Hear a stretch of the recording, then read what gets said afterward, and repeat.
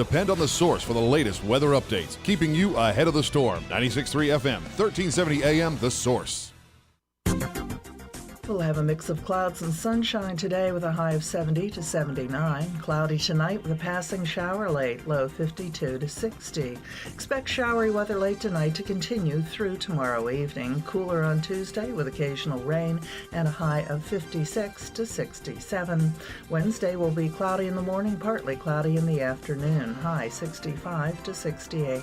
From the Florida Weather Center, I'm Holly Holdren.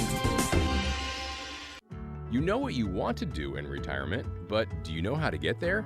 Join Gary and Don Crawford of Pinnacle Retirement Advisors for Retirement with Pinnacle, Saturday mornings at 9 to get answers to your retirement planning questions. Plan today so you can do the things you've always dreamt about doing in retirement. Don't miss Retirement with Pinnacle with Gary and Don Crawford, Saturday mornings at 9. Firm offers insurance services. Investment advisory services offered only by duly registered individuals through AE Wealth Management, LLC. This is Ocala Talks with Tom Schmidt, bringing stories that are important to our community in and around Ocala. Plus, of course, a splash of sports as well. Now, here's your host, Tom.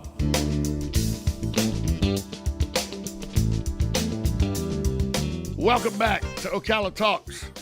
On a Monday, it is February 7th, which makes it technically the first Monday of February, which is why we have Chief of Police of the Ocala Police Department, Mike Balken, in studio with us. Chief, good morning to you. Good morning, Tom. Good to see you. You've checked in on me quite a few times during my December and January to forget. Yeah, you had a rough go there, man. I was a little worried about you. Did have a rough go, but you know who had a rougher go? It was my wife, because she had to deal with life. She had to deal with work. She had to deal with running the household. And she had to deal with a sick guy in the hospital. Yeah. My wife went through the COVID scare a year ago with me, and she was a trooper, man. She did a lot of work. Complete troopers. And by the way, thanks to you and your wife for helping her out and checking in on her to make sure she had, if she needed anything, and to everybody that gave a helping hand to Susan while I was less than available to help her. No, I appreciate that. Yeah, absolutely, of course. I hate to bring this up, Mike, but we have to. They're shooting every damn where. In the last 2 weeks, and I know you see it every day when you deal with it.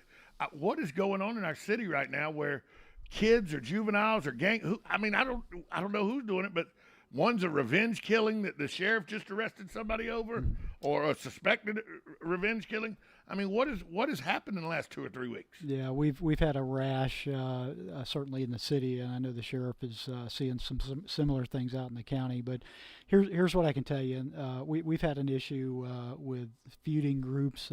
Certainly, I'll speak about the city. Certainly, feuding groups.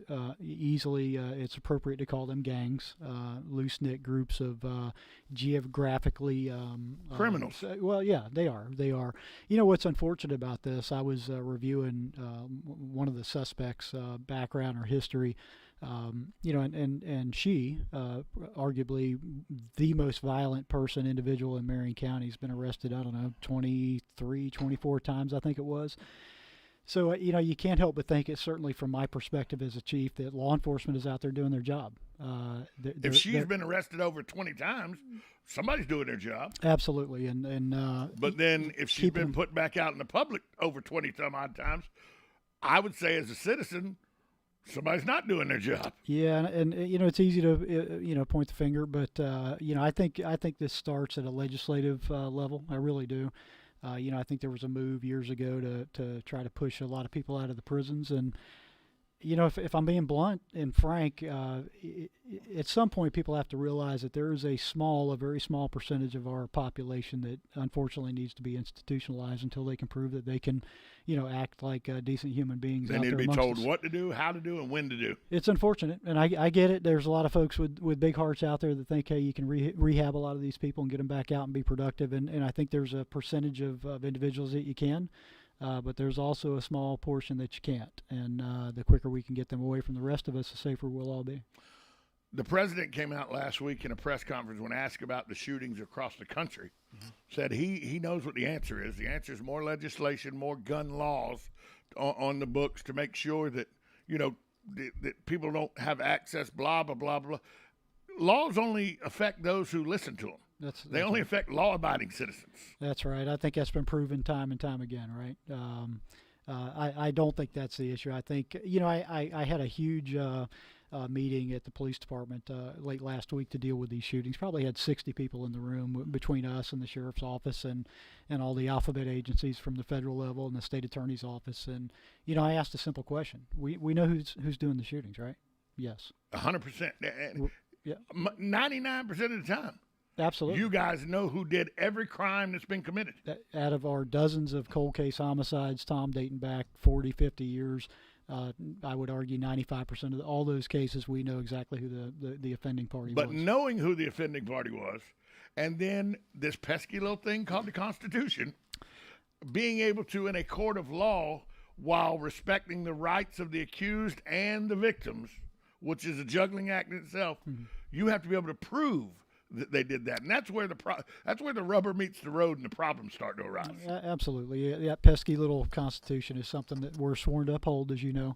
We've got to look out for the rights of the offender just as much as we do the victim. So we don't get to choose whose rights we do not.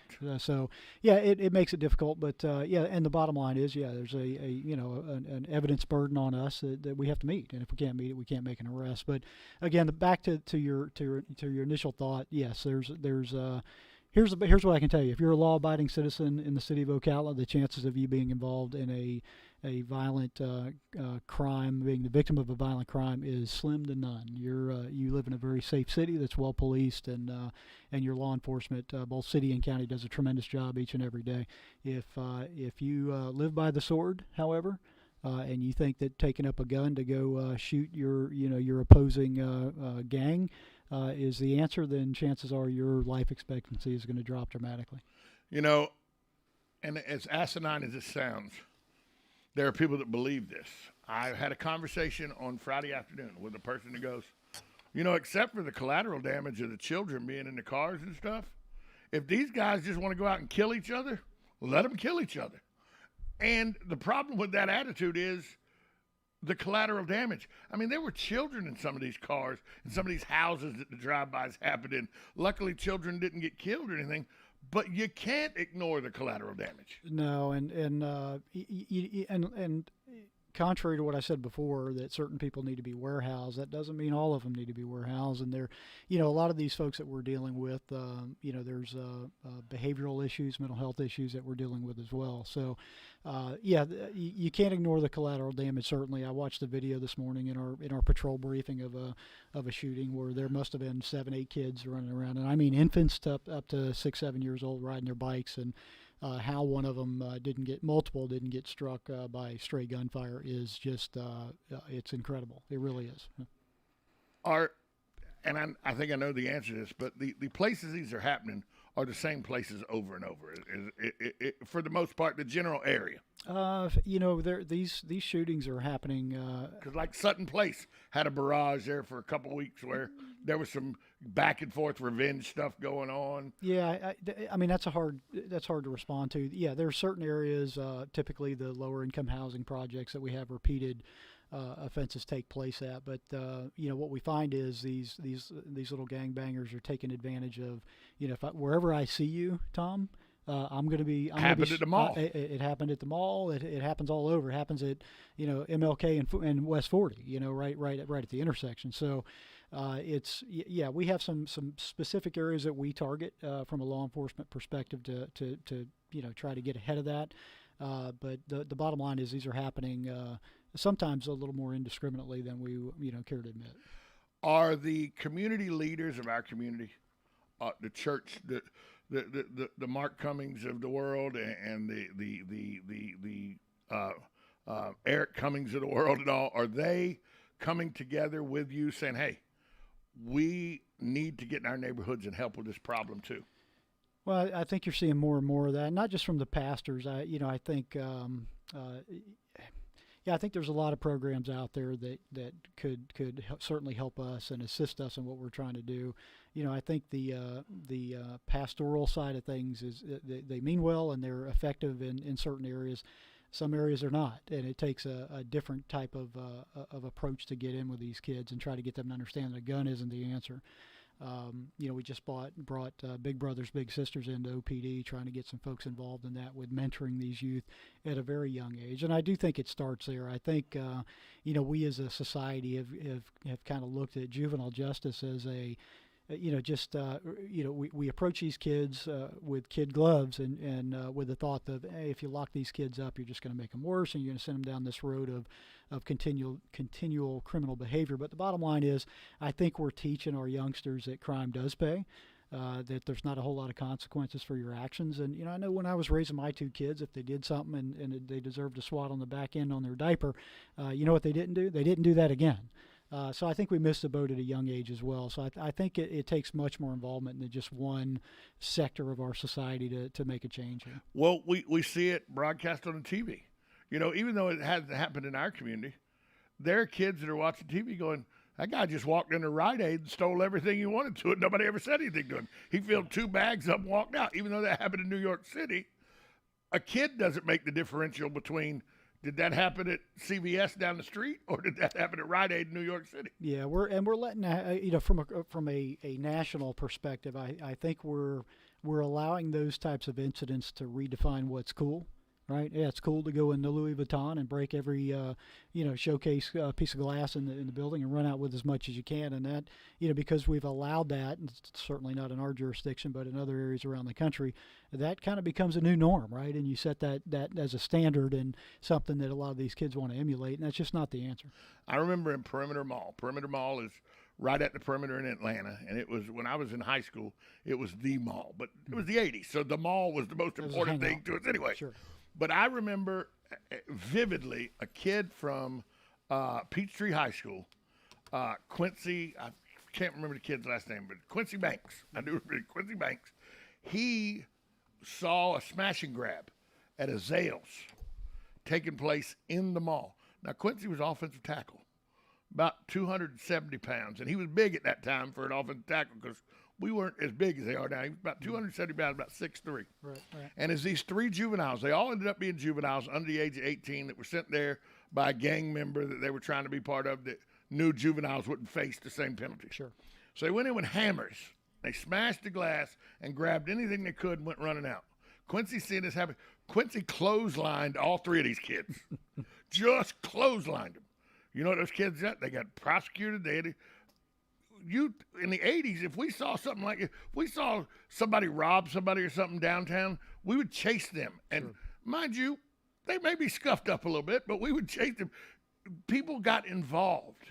Right. Now, with gunplay and everything the way it is, people go, hey, it's not my involvement. Smash and grab all you want. I'm not involved. Yeah, I saw one on the news this morning where it looked like a security guard in the mall just kind of stood back and let this happen, and it was, makes your blood boil, right? It's offensive to the norms of our society, and it's just not right. And I think we got to take a different stance. At the national level, I think it does send a message. I think when you allow criminal behavior at any level, you're asking for trouble because it's just going to escalate from there.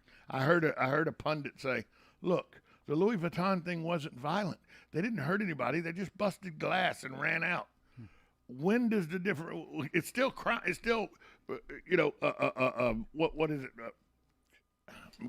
Grand larceny or grand theft. Yeah, right. It's still, a very serious felony, and it gives you money to do other things if you sell them and everything, to do other things that could lead to violence. And don't get me wrong, I was I'll call a spade a spade. I was a bad guy at one time in my life. Mm-hmm. I did things that were illegal. Sure. But I paid the price for them and moved on. Right. I don't think these days that people that commit crimes or smaller crimes, although all crimes are bad, there is a differential between major crimes. And I don't think people that go into CVS and grab 8 eyeliners and 6 things of fingernail polish and things like that and fill a bag and go out with $300 worth of items, they say, yeah, but I'm not really hurting it. It's a big company. They can survive that. Yeah, I think you're right in that respect. To the point there, we have businesses right here in Ocala that don't even call us with retail thefts, which is just, it boggles the mind. It really does. Because, again, you're allowing a certain level of criminality. It's minor, major, doesn't really matter. It's a crime And I think we as a society, have to stand up and say this is wrong and unacceptable, and there's consequences to your actions. You know, I saw the other day a man brought his kid back into the convenience store right at on 40, right before you get to the golf course, right there by the old Kangaroo. the Kangaroo by the old bank that was there. Right. He brought his kid back in. He goes, "Hey, put it up there." The kid put the candy up there and is crying. I stole the candy and everything. And I told the guy, I said, "Thank you for being a good father." Yeah. He goes, "I'm not putting up with that." And he said some words. Sure. But, you know, that everybody in the store thought the guy did a great job because he had embarrassed his kid. And you don't see that enough. And, you know, something like with retail theft. Oh, look, little Johnny stole some candy bar. Like it's a cute thing. Yeah. I remember when I was 8 years old, my mom, we were in Kmart, and we were buying Lionel train track for me. She had the train track with her, piece of train track, so she could match the train track. Right. She asked my sister where I was. I could hear them because they were in the aisle next to me, Kmart. I'm over in the candy aisle with the circus peanuts ripped open, just a stuffing. I love those things. Let me tell you something. My mom come over that piece of train track, grabbed me up, went to whipping me with that train track, pulled me up to the front counter at Kmart, asked the manager. Manager goes, "This is Tom Schmitz. He's a thief in my Kmart." Embarrassed me over the loudspeaker and everything. Wow. Some lady said, "That's child abuse." My mom said, "I tell you what, lady, give me a minute and it's going to be adult abuse." You ain't seen nothing yet. But you know what? You know the one thing I've never done since then? I've never ripped open a bag of circus peanuts, M&Ms, anything. There's been no candy stolen ever again by Tom Schmitz.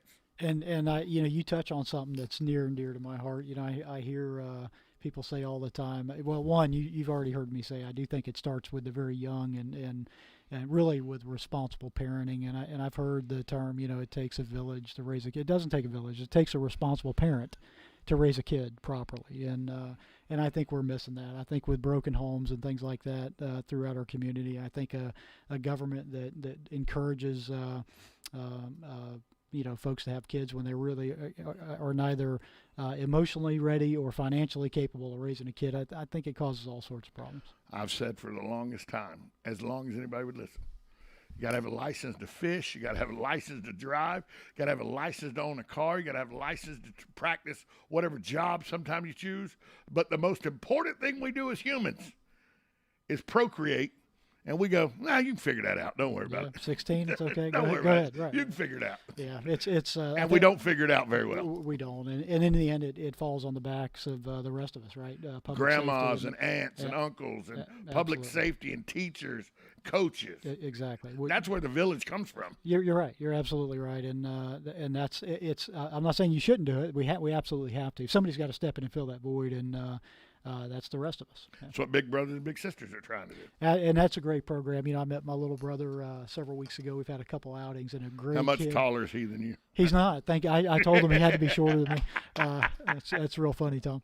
No, fat guys take all the shots they can. Right. No, he's a great kid, but a good example. You know, his father is in prison up in Georgia. His mom has little, if anything, to do with him, and he's being raised by his great aunt. And you know, so he needs something, and I think that is certainly part of the answer is getting folks to mentor and get involved in these kids' lives, because it's easy to take a left turn at Albuquerque and go the wrong way. Kudos to his great aunt for getting him involved in the program. I said that myself. Yeah, God bless her. You know, I think she saw a void in his life, needed somebody a little bit younger, not that I'm young, but a little bit younger than her that could get out there and do some things with him. And, you know, my goal really with this young man is to take the blinders off of him and show him that there's a great big world out here that he can be a part of and be successful in. I know that you're a very big proponent of giving your officers and the men and women that work for you every tool available in their toolbox to do their job. Yes, sir. But you also give the community tools to do their job. And one of the tools that a lot of the people might not know about is you don't have to call 911 now to reach out and get in touch with the police department, because sometimes we've all seen the video where the girl calls the pizza restaurant. She calls acting like she's ordered a pizza, but she really called 911 because she's in a domestic abuse situation where if he thought for a minute she was calling the police, he would beat her right then. Sure. So she called and ordered a pizza, and the 911 operator was able to figure out what was going on and everything. But now you don't even have to make a phone call, and it's been that way for a while, but it's still a tool a lot of people don't know about. Tell us how easy it is to contact 911 now.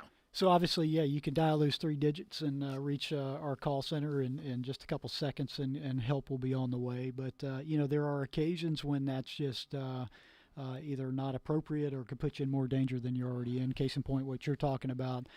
So yeah, we have a text 911 program that's been around for several years now. It came online fully at the PD probably about 2 to 3 years ago, but and we get about 10 to 20 911 texts each month where people either can't talk or talking would give away their location. So it's simple. You text to 911, whatever your emergency is. That comes across the computer screen of every call taker in my comm center. And then they can respond back in text as well. So, I can think of applications certainly when we've seen where there are medical issues arise where maybe you can't talk but you can still text. Certainly, think about, a young girl who's home by herself. Somebody tries to break into her house. She's hiding under her bed or in a closet. She's not going to want to get on there and verbalize the issue, but she can certainly text us, and we'll have officers on the way immediately. So you just put 911 in the text, and that's it. That's all you got to do. Straight to my comm center. Yeah, and I'm cautious about saying that because obviously we don't want any abuse. It'd be the same as calling right. And abusing 911. But it's a valuable tool, and it's got its applications, and certainly something that we need to do. We want to be accessible to the public which way we can. So it's a great tool. Speaking of the public, here's one of the public calling us, but I think I know this public person. Okay. Good morning. You're on Ocala Talks with Chief of Police Mike Balken. Hey, Tom, and hey, Mike, thanks for being there for the community. And you are part of the village that helps raise folks and keep them on the right track. And so is Tom. I just wanted to say, I'm listening to your show. I was not familiar with the 911 text. I'm wondering, Chief Mike, if that's shared with the school system or more specifically, maybe directly to the kids. So many kids have cell phones at school. We get a situation where they're not able to communicate verbally for their own safety. Would that text not make sense from a tactical standpoint? And I'll hang up and listen to y'all. And Tom, thanks for being there on a rainy day. And Chief, thanks for staying safe out there. Thanks for the call, Mark. Yes, sir. Thank you, Mark. I appreciate the question, and you're absolutely right. I was a little not shocked, but a little concerned that not more. There wasn't more people that knew about this. We did a. My wife brought it to my attention. I had no idea. Yeah. We pushed this out, like I said, 2 years ago, a little over 2 years ago, I think now, and but it's clear that we need to do a better job of educating the public. But it's certainly I didn't want to mention that. I was that had come to mind. We have we'll just say an emergency at a school. We go on a lockdown situation where, kids still have the ability to text us. Absolutely. And he mentioned the right word. A key word for me is, a tactical edge for our police officers, knowing where folks are, get, that valuable intel that we may not be privy to. You're going into those kind of schools blind a lot of times. Absolutely. Because you don't know what's on the inside. You don't know what's on the inside. You don't know how many offenders typically. You don't know anything. All you know is there's an emergency. But it would help if somebody texted you and said, hey, we're in classroom 31. There's 27 of us in the back coat closet. We're secure right now. The shooter is not in our hallway. That'd be good information to know tactically. Absolutely. So his comments or question is on point. We need to do a better job of educating our public because it's certainly open to it's open to anybody with a cell phone, right? So they can text, and we certainly want our kids out there knowing this. We had an issue. You mentioned it earlier, the shooting that took place at the mall outside the Paddock Mall.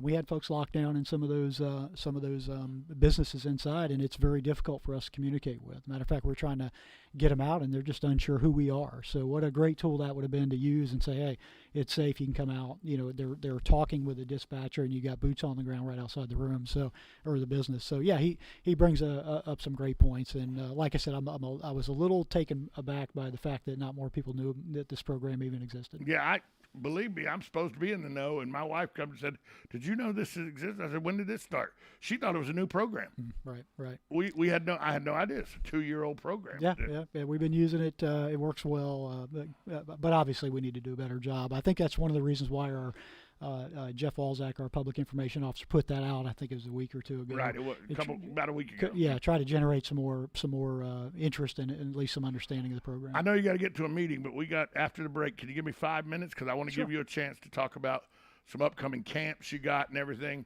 that are coming up, so that kids and parents and all know that there's things and there's meet and greets and stuff that you can do. And I want to find out who's going to be chief for the day too. Oh, great. Okay. All right. Sounds We'll good. do that next after this timeout. You're listening to Ocala Talks on 1370 AM, 96.3 FM. It says WOCA, the source.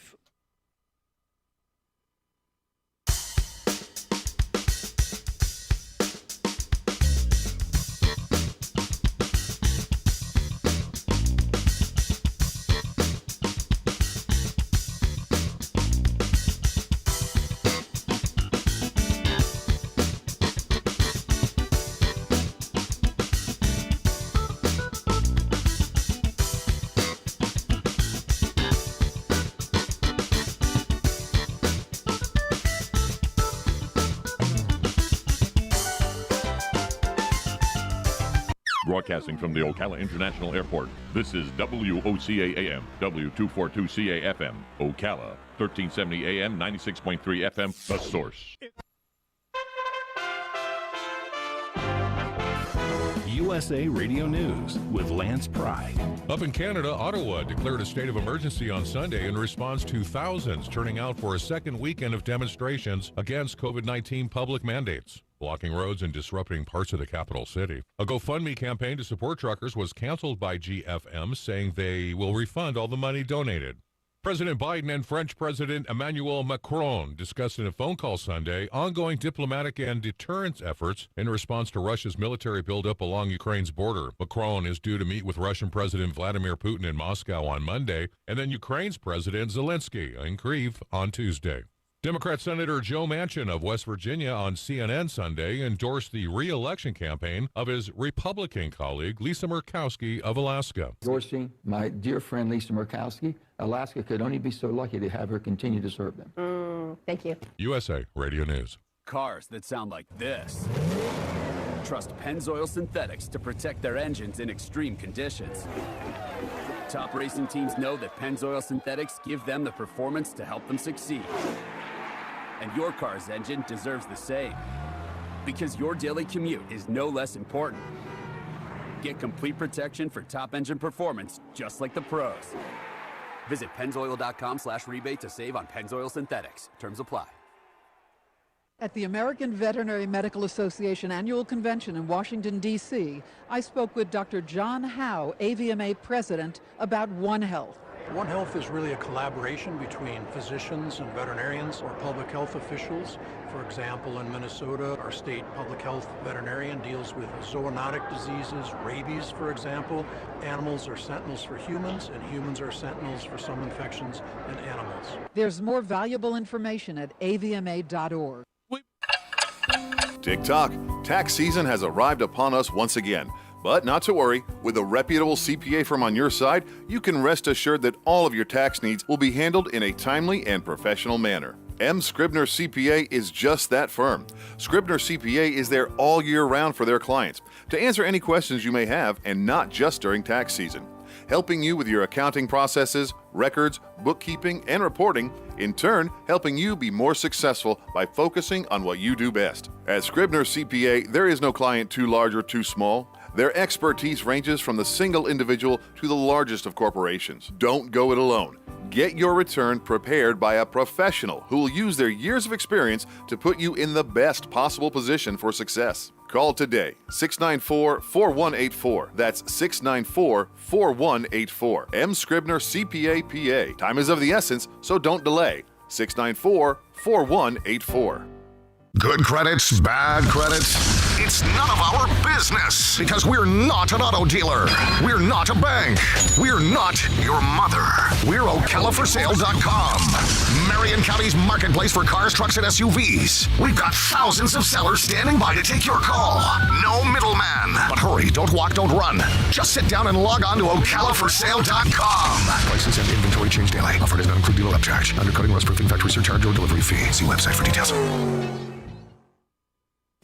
Hey there, I have a question for you. Is your roof asphalt and does it look like it needs replacement? Did you get quotes and were you in sticker shock? Would you like to save not hundreds, but thousands of dollars? Did you call RoofMax? Well, call RoofMax with their patent-pending technology, which can add years to your roof without needing to replace it. And it's easy. You just pick up the phone for a free quote. Plus, they use state-of-the-art satellite technology to measure your roof. So, if your roof is over 7 years old, then you should call RoofMax today at 352-639-2777. That's 352-639-2777. Now you've done it. Have you lost your mind? He's back. And you're listening again. A legend in his own mind. Don't believe me? Just ask him. Here's Tom Schmitz live on WOCA. The Source. Welcome back to Ocala Talk. Just a few more minutes with the chief. He's got to get to a meeting, but I wanted to bring up, I know you got camps that every year come about in the early spring and the summer. And how are we with the pandemic and everything? I know the last couple of years it's been, you hadn't been able to hold them because of the pandemic. Are we still in a hold pattern, or are they going to go off? Yeah, we're unfortunately that's an important part of what we do.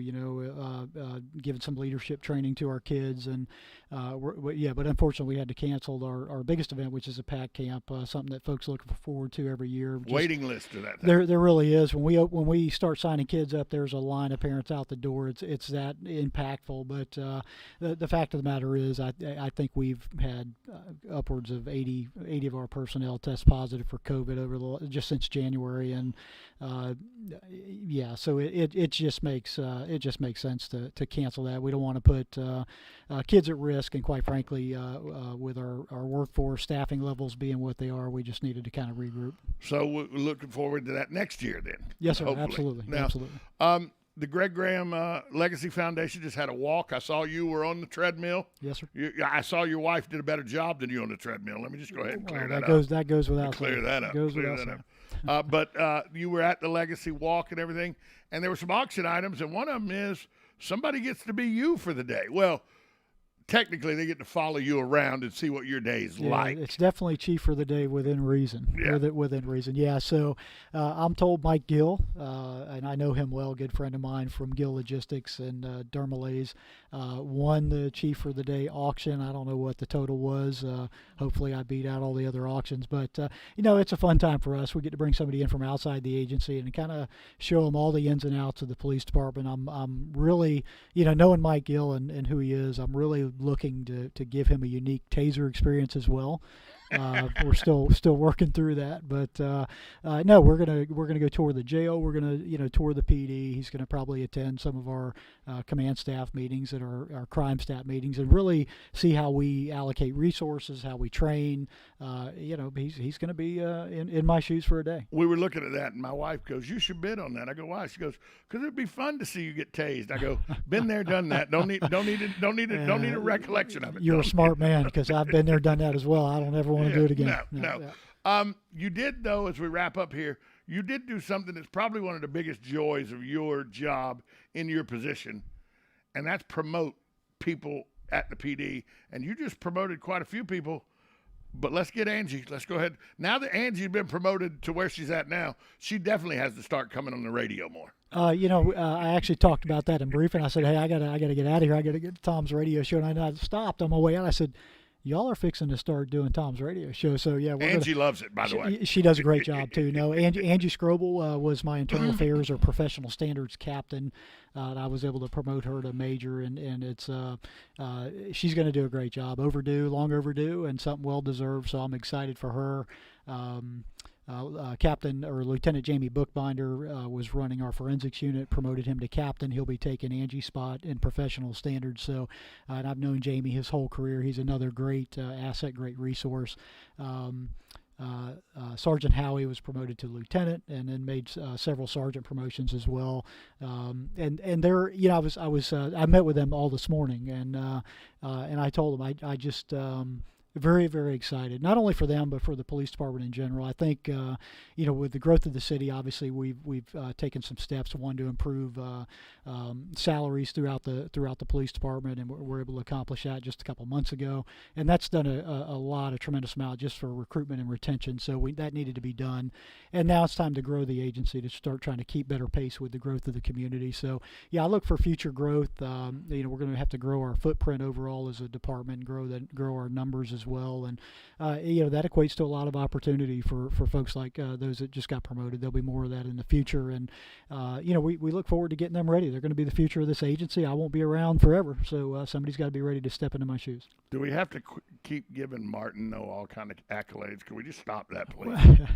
Poor Greg. Can we just stop with Greg Martin getting accolades? You know, I get why you say that. Again, I got to stand up for him. Do I have to remind you of Ice Ice Baby? Yeah, that was probably not one of his most shining, memorable moments, but he thinks it is. But he does think it is. Yeah. He takes a lot of pride in that video. But no, they all do a great job. I've got a tremendous executive staff, a command staff, and quite frankly, the guys and girls all the way down to the boots on the ground. They do a tremendous job. They're fighting a good fight out there every day. They're recovering, so many illegal firearms. They're making so many good arrests on these violent career criminals that, it's really it's impressive. And I sit in a good spot knowing that when I lay my head down on the pillow at night and go to bed, that agency can run itself while I'm gone.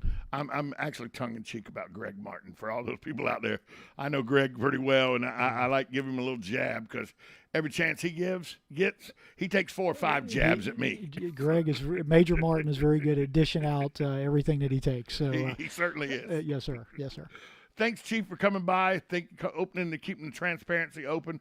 We appreciate that you make this commitment every month, and we'll see you the first Monday of March. We'll be back. Thanks again for having me, Tom. Thanks for being here. We'll take a break. Come back. More on the other side. You're listening to Ocala Talks, 1370 AM, 96.3 FM, WOCA, The Source. Hey, I didn't know it rained last night. Oh, it didn't. Why do you say that? Because little Johnny's in the backyard playing in that big mud puddle. Did you leave the hose on? No, the neighbor borrowed it yesterday. Wait, is that the side where the septic Johnny, get out of there! Having septic problems? At Mike Scott Plumbing, we can make those septic worries disappear. We can pump your septic tank, repair your drain field, and, if needed, even install a whole new system. At Mike Scott Plumbing, we don't take crap from anyone. We take it from everyone.